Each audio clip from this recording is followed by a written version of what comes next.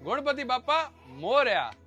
ગણેશ ચતુર્થી ધીમે ધીમે નજીક આવી રહી છે અને ઘણા બધા મનમાં પ્રશ્નો ઉદ્ભવી રહ્યા છે, જેમ કે ગણેશ ચતુર્થીના શું કરવું, પૂજા કેમ કરી અને ગણપતિ બાપા મોર્યા શું કામ. આવા ઘણા બધા પ્રશ્નોનો જવાબ આજે હું તમારી સમક્ષ લઈને આવ્યો છું. આપણા સાથે ઉપસ્થિત છે શાસ્ત્રી જયદીપભાઈ વ્યાસ અને આપણે એમને ખાસ પૂછવાનું થાય છે ગણપતિ બાપા મોર્યા શું કામ. મહારાષ્ટ્રના કેળગાંવની અંદર મોર્યા ગોસાવી અને નારાયણ ગોસાવી આ બંને પિતા પુત્રે ભગવાન ગણપતિ દાદાની ઉપાસના કરી, અનુષ્ઠાન કર્યું, એને પ્રસન્ન કરવા માટે ભગવાનની પ્રાર્થના કરી.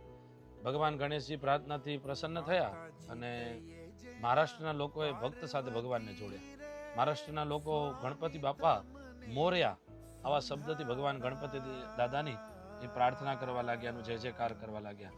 ધીમે ધીમે કરી સંપૂર્ણ દેશની અંદર ગણપતિ બાપા મોર્યા આવો શબ્દથી ભગવાન ગણેશજીની પૂજના અર્ચના થાય છે. મોર્યા નામના મહારાષ્ટ્રના એક સંત થઈ ગયા, એ મોર્યા ગોસાવી એ ભગવાન ગણેશજીની ઉપાસના કરી એટલે ગણપતિ બાપા મોર્યા આવો શબ્દ પ્રચલિત થયો.